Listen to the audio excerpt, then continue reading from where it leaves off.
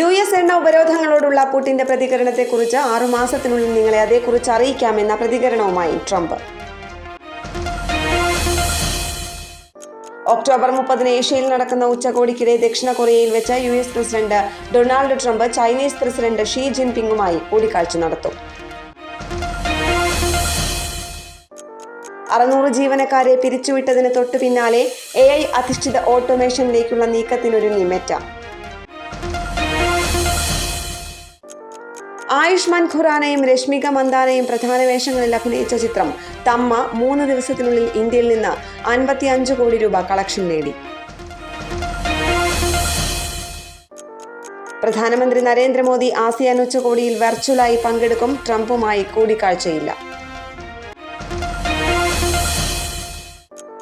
ദേശീയ വിദ്യാഭ്യാസ നയത്തിന്റെ ഭാഗമായുള്ള PM ശ്രീ പദ്ധതിയിൽ കേരളം ഒപ്പുവെച്ചതിൽ നിലപാട് കടുപ്പിച്ച CPI. പ്രതികൂല കാലാവസ്ഥയിലും തളരാതെ സംസ്ഥാന സ്കൂൾ കായികമേള 4ാം ദിവസവും തിരുവനന്തപുരത്ത് തുടരുന്നു.